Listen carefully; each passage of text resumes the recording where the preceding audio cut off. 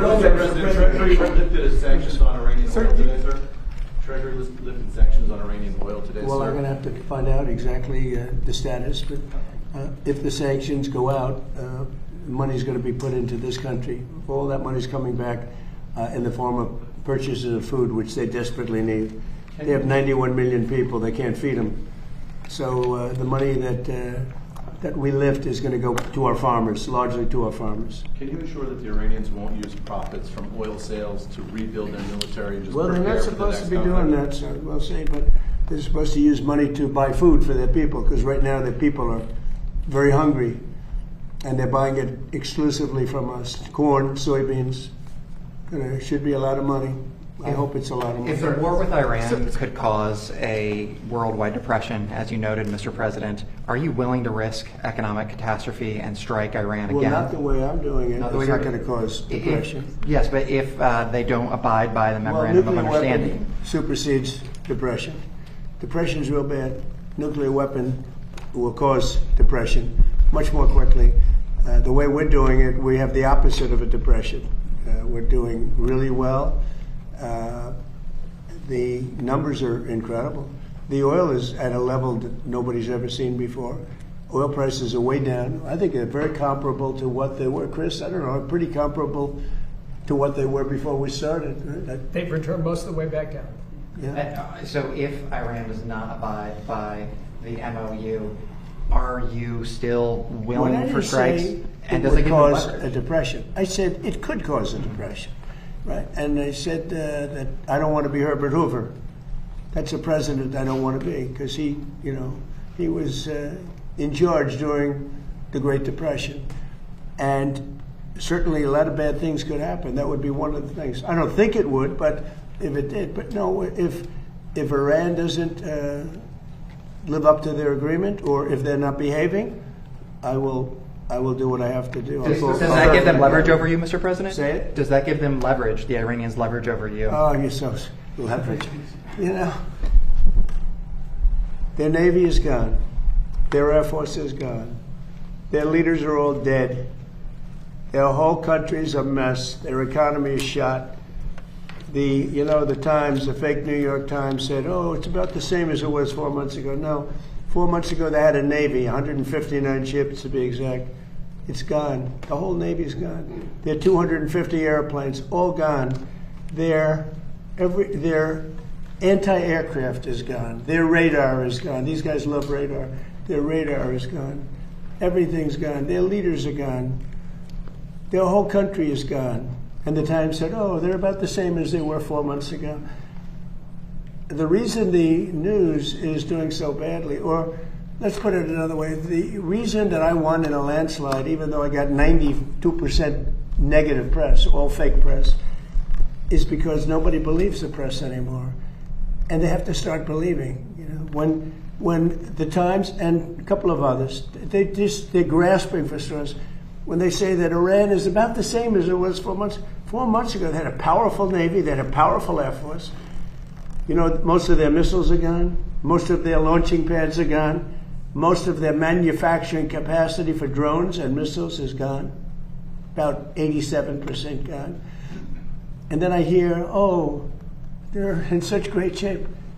No, they're gone. And their first level of leaders, gone. Their second level of leaders, gone. Their third level of leaders, you have to hear the conversations. Who wants to be president? Well, I don't want it. Nobody wants to be president. And then we have to read that they're doing well. They're doing so badly. In the meantime, we're setting records. We have the strongest economy we've ever had. We have 18 to 19 trillion dollars being poured into our country. We're building factories all over the place. We have more people working today than at any time in the history of our country at higher salaries. So when you ask a question like that, it's so stupid. Here's another beauty. Watch this one. Well, earlier today, the Israeli Prime Minister Benjamin Netanyahu said his forces are not leaving Lebanon. That is a sticking point in these conversations. He's said it publicly in Israel Well, we're today. going to take a look at it. Well, what would you do to make sure that he doesn't Well, I'm not going sabotage to the tell you deal? what I'm going to do, but it gets solved. I'm a problem solver. I get problem solved real fast, including with Bibi. Go ahead. Thank you, Mr. President. Thank you. What's the latest you've heard from the Vice President? Are you happy with his negotiations? Yeah. And can you share a little bit about what Secretary Rubio will be doing in the Middle East this week? I think that they're doing a fantastic job. Our secretary is fantastic. I think he's maybe going to go down as the best ever.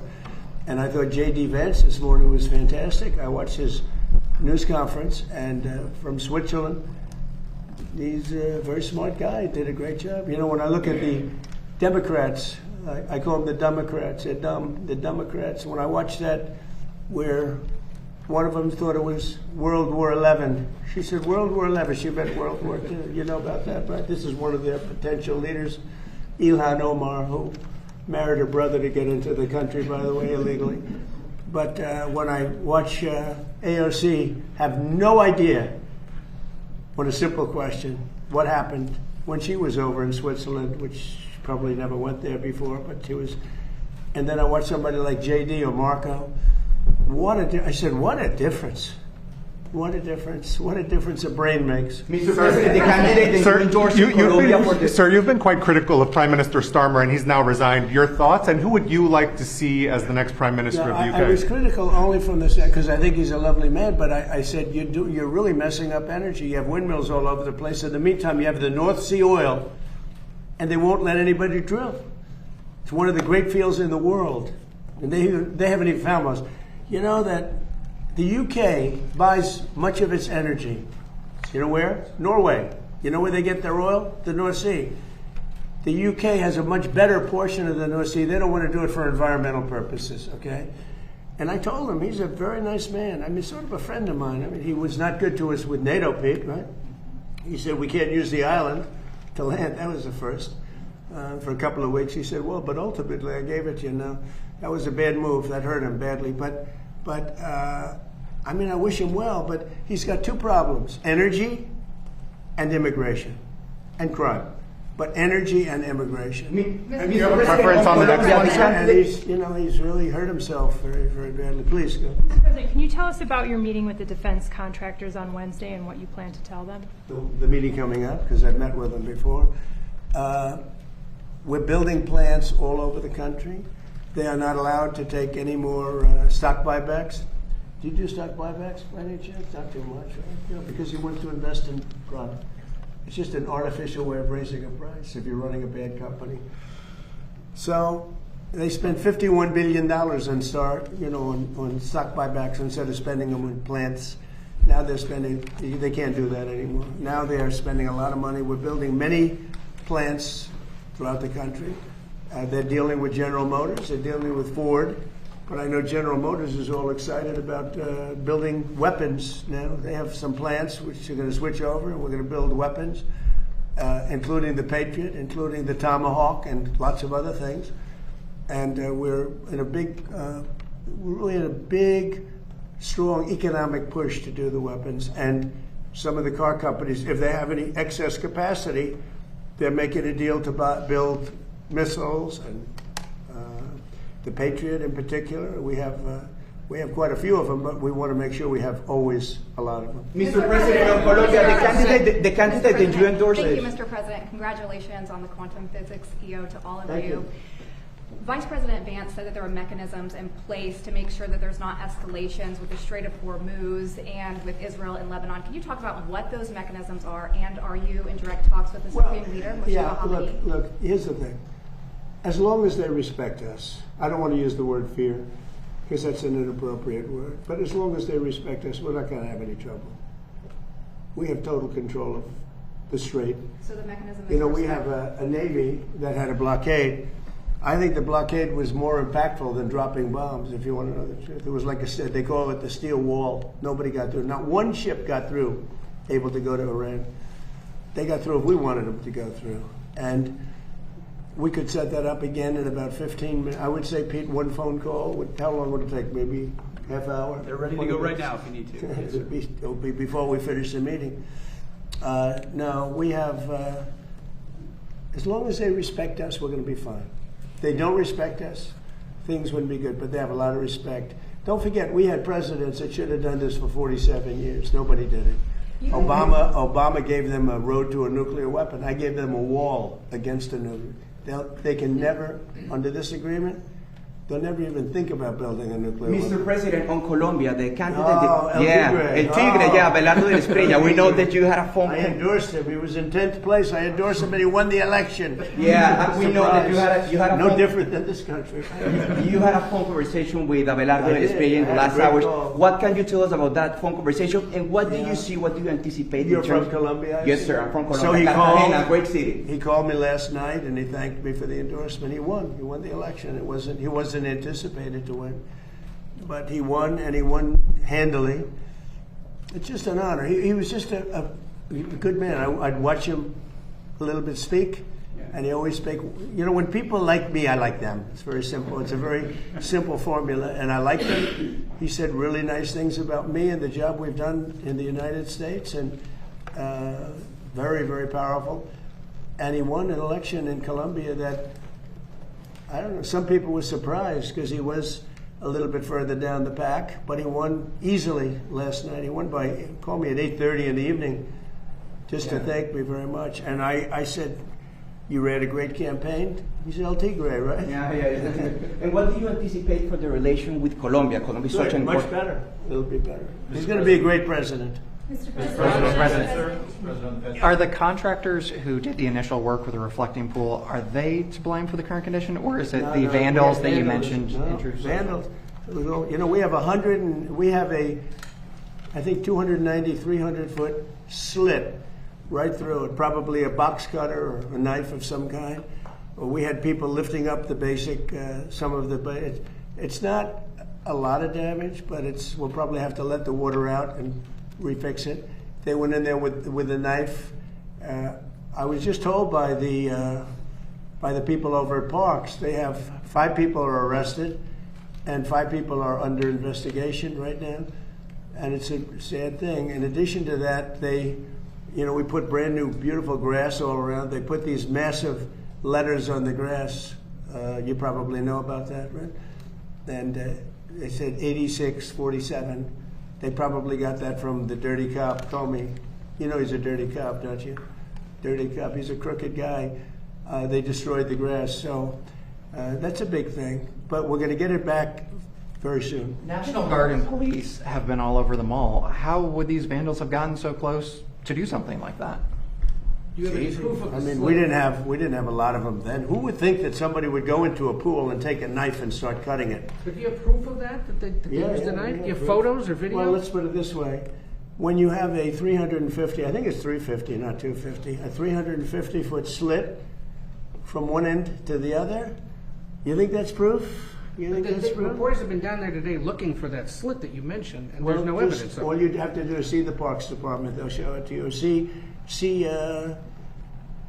the secretary. But I saw it. They cut it. They cut it very violently. The same thing with the floor. They cut it.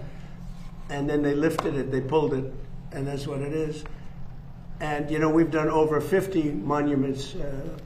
Number one, we start with, this is now a safe city. It's as safe a city as you're going to get in the country. And when I came here, it was a very dangerous city. And number two, what we did is the beautification with the parks and the grass and everything, removal of all the tents. And this is like a different place. One of the things we did is over 50 fountains and statues, most of which were in horrible shape. All of them were bad, but some were just absolutely horrible. Graffiti, you couldn't even see the stone. They've all been fixed. We also fixed the reflecting pool. In fact, if you go over there right now, it looks very good. It's up. Somebody said fertilizer in the water. If you put fertilizer in the water, you get algae. But somebody said they might have put fertilizer. They did something to create the algae, but that doesn't matter because that's been purified. It's dead. Laying at the bottom, they're taking it out. They vacuum it out. They vacuum it very carefully out. And it'll be back to health pretty soon. We're going to have to let the water out to fix there's 2 little areas, very little areas where they were cut. And we'll fix that, but it's not leaking or anything. It's got a base underneath. Part of what's curious about this situation is we stood here with you in April when you first revealed the plans. I said what? In April, you showed us pictures Yeah. of what you were going to do at the Yeah. pool, and you said you had a guy who was going to do it in a week for about $1 million. Well, It's been 2 months just and so you- $16.5 million. Yeah, okay, ready? Barack Hussein Obama, have you ever heard of him? Yeah. He spent 2 years and over $100 million on trying to fix it. You know what happened to it? Never even opened. Right. He took the water from the river. You know about that, right? It turned out to be putrid, and it destroyed the whole thing. Spent over $100 million. Him and Biden together spent $147 million. You know what happened? Never opened. You don't mention that, right? But to Philip's we spent about 10. Much of the money we spent are park workers. They're there whether they do this or not, as you know. They work in the park, and they're very good workers. They did a great job. So they were going to spend $300 to $400 million. You know that, and it was going to take 4 years. And you I got it for $1 million? spent about 6-7 weeks, and I spent probably in terms of outside, probably $10 million, around 10 million. They say 16, but a lot of that's workers that work for the same thing. So they were going to spend 400 million. I spent 10. They were going to spend 4 years. I spent 2 months, maybe less. And I have a better product. Now, I can't help it if somebody goes in with a knife and starts hacking it up. And we also have pictures of it. You know, we have Can you pictures. release the photos? Because we've been At the asking right for time, that. you'll see it. You'll see it in court. You'll see it in court. But all you have to do is call the Parks Department. Call the Department of Interior, and I don't know if their lawyers will allow you to speak to them because you know you write fake news. But call the Interior Department, and I understand they've arrested 5 people, and they have another 5 people that are under investigation. Here's the bottom line: we made so much progress in this city, people don't even recognize it. By the way, Memphis, Tennessee, crime is down 78% in a matter of months. It was a hellhole. New Orleans, crime is down 79%. And they had Mardi Gras. It was the safest Mardi Gras they've had in 50 years. The governor called me. Governor Landry called me. Safest Mardi Gras they've had in, and by the way, Chicago, which is a shooting field right now, if the governor would call me, Governor Pritzker would call me, I would solve the Chicago problem. In 3-4 months, you'd have virtually a crime-free city. We'll remove all of the bad ones. You have criminals. You have career criminals that came in through the border because of Sleepy Joe Biden. You ever hear of Sleepy Joe Biden? Do you ever hear of him? He let people come into this country, and we can never forget that that happened. Guys like you should never forget that that happened. They were murderers, drug dealers, mental patients. They took them out of prisons. They took them out of mental institutions. You should never forget that that happened. Mr. President, you're Let's leave meeting. on a nicer note.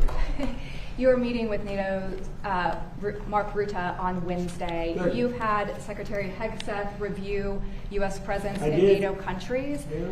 Talk to us about that conversation. Are you planning Well, on look, drawing look, down NATO. U.S. troops? It's NATO, basically, the question. So we have been a great member of NATO, in many ways, certainly the predominant member. We paid trillions of dollars over the years, not billions, trillions over the years to protect Europe. When we wanted to know, we didn't need any help at all. I was more curious than anything else. So I said to Pete, let's see if they'd actually come. So we asked them to come, and they weren't there for us. So we spent, it's stupid that they weren't. By the way, Starmer wasn't there. And you know what? The people of the UK did not like it that he wasn't there. Starmer said no. Starmer said worse than no. He said, we'll be there as soon as you win. I said, we don't need you as soon as we win. Before I went in, we called him. He said, oh, wow, we'll be there. This was not Winston Churchill we're dealing with, that I can tell you. But Starmer said, we'll be there, right, Pete? As soon as we win. As soon as we win, they're going to come and help us. Okay, thanks. But you know what? Italy was very bad. Italy was very bad, and other countries, Germany was very bad. So we spent all of this money, probably 600, I think we spent 600 billion a year, right? Well, I would say that. I think the real number, think of that, the numbers that we spend are so crazy for NATO, and they weren't there for us. So I say to Pete, and I say to everybody else, If we're spending all of this money, just hundreds of millions of dollars to protect them from Russia, mostly. Okay, so we're spending hundreds of millions of dollars a year. You know, the case could be made that we spent all of the money over the years before me. I cut it back. But listen, we spend all of this money, and then when we want to maybe have help on small stuff, this is small time. This is not the big one.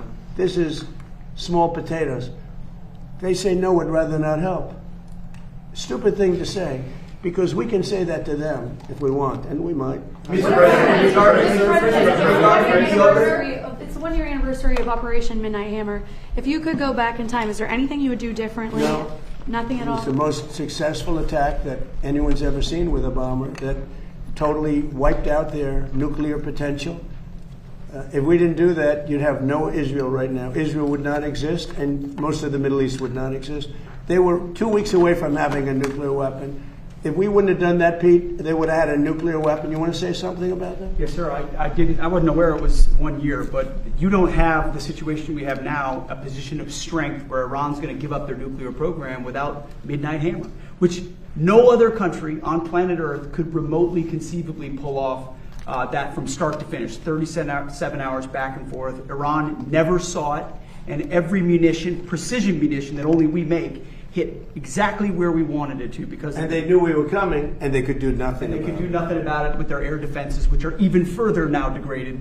And that's what everyone misses in the press, and the president's right to call it fake news, because the overwhelming military victory that has been had over Iran is what has set the conditions for them to be at the table with our negotiators. And we will ensure, whether it's through a deal or through the War Department, that they never get a nuclear weapon because of this president right here. Okay? Thank you very much, Thank you, guys. Thank you, press. Thank you very much.